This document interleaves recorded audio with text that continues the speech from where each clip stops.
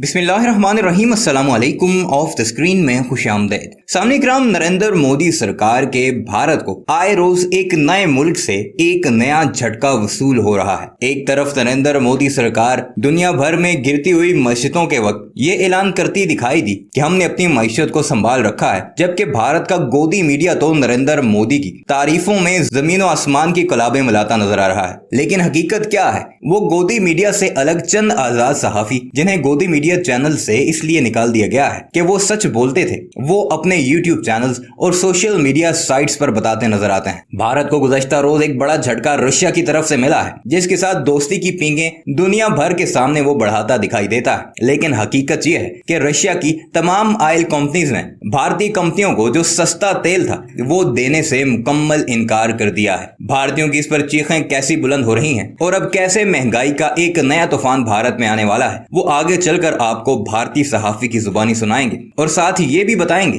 कि भारत की मईशत इस वक्त कितनी गिर चुकी है और वो तमाम बातें जो गोदी मीडिया अपनी आवाम से छुपाता दिखाई देता है। भारतीय सहाफी के मुताबिक रुपए के मुकाबले में डॉलर की कीमत का बेइंतहा बढ़ जाना, ऑयल प्राइसेस का आसमान को छूना, बेरोजगारी, गुर्बत, ये ऐसे अवामिल हैं जिन्हें भारत का गोदी मीडिया आवाम तक नहीं पहुंचाता और उसके एवज इश्तिहारात की मद में अरबों रुपए के फायदे नरेंद्र मोदी सरकार से उठाता है। रशिया की खबर सुनाते हुए सहाफी का ये कहना था कि अब हालात इस नहज पर पहुंच चुके हैं कि भारत का देरीना दोस्त जो खुद ये ऐलान करता था कि भारत को 30% कम पैसों पर ऑयल और गैस की वाफर मिकदार पहुंचाएगा, लेकिन अब गुज़श्ता रोज भारतीय कंपनियों के साथ किए गए मुआहदे रूस की तमाम कंपनियों ने अज खुद ही तोड़ डाले हैं और आगे से स्पॉट बीटिंग के जरिए जो मार्केट में ऑयल प्राइस चल रही है उसके जरिए ही भारतीय कंपनियों को ऑयल उठाना पड़ेगा, जिसके बाद भारत में एक बार फिर ऑयल की प्राइसेस ऊपर जाएंगी और गरीब आवाम का जीना मजीद महाल हो जाएगा। अब रशिया के इस फैसले के पीछे मुस्लिम ममालिक की नाराजगी भी बताई जाती है कि रशिया के अरब ममालिक से देरीना ताल्लुकात हैं और वो भारत को सस्ते दामों तेल फराहम करके उनकी नाराजगी मोल नहीं ले सकता। आइए आपको लेकर चलते हैं और भारतीय सहाफी की जुबानी वो सारी रुदात सुनाते हैं कि किस तरह वो नरेंद्र मोदी सरकार के फैसलों और रशिया के अचानक पीछे हट जाने को नरेंद्र मोदी की नाअहली करार दे रहे हैं। मगर वीडियो पर आगे बढ़ने से पहले आपसे गुजारिश है कि हमारे इस चैनल को जरूर सब्सक्राइब कीजिएगा और कमेंट सेक्शन में अपनी कीमती राय का इजहार भी जरूर कीजिएगा। कि रूसी कंपनी जो रॉसनेफ्ट है उसके साथ जो तेल खरीदने की बातचीत भारत पेट्रोलियम और हिंदुस्तान पेट्रोलियम यानी बीपीसीएल और एचपीसीएल कर रहे थे वह फेल हो गई। अब इन कंपनियों को लेना होगा बाजार से और इस बाजार को कहते हैं स्पॉट मार्केट। इस स्पॉट मार्केट में तेल की कीमत $124 प्रति बैरल की है। भारत अभी तक ये मानकर चल रहा था कि रूस ने तो नजरें बिछा दी है और उसके बाद भारत में तेल का संकट जैसे ही गहराएगा हम वहां से ले लेंगे सस्ते में, लेकिन ऑयल इंडिया को बेचैन करने वाला है। जिस तरह की परिस्थितियां देश के भीतर है उसे नंगी आंखों से आप भी देख रहे हैं और खुली आंखों से यह दुनिया भी देख रही है। लेकिन भारत का सच मौजूदा वक्त का नजारा कतई नहीं है। भारत के भीतर की सामाजिक और राजनीतिक परिस्थितियां भी इतनी कटु कभी नहीं थी। लेकिन सवाल यह है, क्या एक झटके में ऐसी परिस्थितियां पैदा हो गई या फिर इस देश की डूबती अर्थव्यवस्था को उबार पाने में सरकार फेल हो चली है?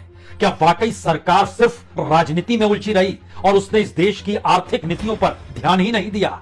और मौजूदा वक्त का सच तो यह है कि भारत डॉलर और क्रूड ऑयल को लेकर एक ऐसे चक्रव्यूह में फंस चुका है जहां से निकल पाना शायद मौजूदा वक्त में बेहद मुश्किल है।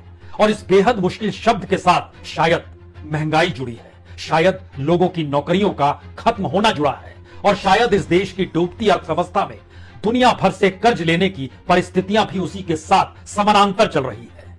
लेकिन क्या वाकई सरकार फेल हो चली है? खास तौर से रुपए की जो कीमत डॉलर के मुकाबले कम होती चली जा रही है, क्रूड ऑयल दुनिया के बाजार में कीमत बढ़ती चली जा रही है और उस पर जानकारी यह आई कि जो रूस कल तक इस बात का जिक्र कर रहा था कि हम आपको 30% से ज्यादा सस्ते में कच्चा तेल उपलब्ध करा देंगे, उसी रूस की कंपनियों ने भारत की तेल कंपनियों के साथ करार तोड़ दिया है। राइटर की रिपोर्ट कहती है कि हिंदुस्तान पेट्रोलियम और भारत पेट्रोलियम दोनों जितनी बड़ी तादाद में रूस की कंपनी से कच्चा तेल लेने की दिशा में बढ़ रहे थे, उस करार पे समझौता हो नहीं पाया। यानी भारत को अब रूस से जो तेल लेना होगा उसकी कीमत तकरीबन 121 से 124 डॉलर प्रति बैरल के हिसाब से चलेगी। इस परिस्थिति में भारत के भीतर कच्चे तेल को लेकर सरकार कैसे संभल पाएगी? और जब दुनिया के बाजार से भारत लगभग 1 दर्जन देशों से जितनी बड़ी तादाद में तेल खरीदता है और उसका पेमेंट उसे डॉलर में करना पड़ता है, तो डॉलर के मुकाबले रुपए की कीमत क्या इस दौर में अर्थव्यवस्था को डुबाने की स्थितियों को पैदा कर चुकी है। और इन सब के समानांतर सबसे बड़ी बात यह है कि इन 8 वर्षों में जब से प्रधानमंत्री मोदी इस सत्ता को संभाले हुए हैं, इस देश के भीतर क्या वाकई रिन्यूएबल एनर्जी को लेकर कोई काम हुआ है, और वो काम किस तेजी से हुआ है और उसका कितना योगदान है। यानी दुनिया अपने तौर पर एनर्जी को सबसे महत्वपूर्ण किसी भी देश को चलाने को लेकर मानती है, लेकिन उस दिशा में भी क्या हम फेल हो चले हैं। यानी रुपए के मुकाबले डॉलर और डॉलर के मुकाबले दुनिया के दूसरे देशों की करेंसी।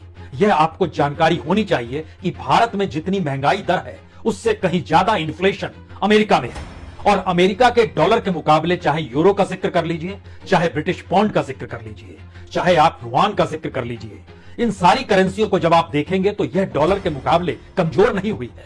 फिर भारत की करेंसी कमजोर क्यों हो गई जबकि इन्फ्लेशन अमेरिका में कहीं ज्यादा है। मतलब बहुत साफ है, हम सिर्फ राजनीति में उलझे रहे और हमने आर्थिक नीतियों पर ध्यान नहीं दिया या फिर आर्थिक नीतियों को समझ नहीं पाए।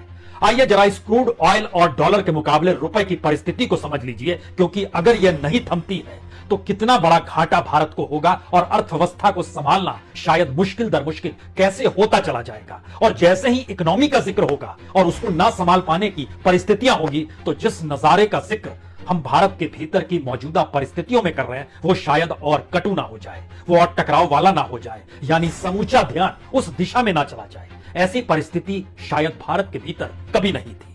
भारत की अर्थव्यवस्था की क्राइसिस 1991 में भी 1991 में भी देखी गई। विश्व मंदी के समय भी कि रूसी कंपनी जो रॉसनेफ्ट है उसके साथ जो तेल खरीदने की बातचीत भारत पेट्रोलियम और हिंदुस्तान पेट्रोलियम यानी बीपीसीएल और एचपीसीएल कर रहे थे, वह फेल हो गई। अब इन कंपनियों को लेना होगा बाजार से, और इस बाजार को कहते हैं स्पॉट मार्केट। इस स्पॉट मार्केट में तेल की कीमत $124 प्रति बैरल की है। भारत अभी तक यह मानकर चल रहा था कि रूस ने तो नजरें बिछा दी हैं और उसके बाद भारत में तेल का संकट जैसे ही गहराएगा हम वहां से ले लेंगे सस्ते में। लेकिन ऑयल इंडिया में भारत कहीं नहीं टिकता है। भारत पहले भी रूस से कम तेल लेता था, लेकिन इस दौर में तो और परिस्थिति जब दुनिया के बाजार में नाजुक हुई, जो कि $2020 प्रति बैरल पिछले 15 दिनों से आगे आगे बढ़ते हुए, और यह मानकर चला जा रहा है कि अगले 1 महीने के भीतर में यह $135 $140 तक छू देगी। जितने ज्यादा डॉलर की कीमत दुनिया के बाजार में, उतना रुपए की खपत भारत के बाजार में उस तुलना में जो डॉलर के मुकाबले रुपया होता है वो और ज्यादा देना पड़ेगा। कहां से आएगा पैसा।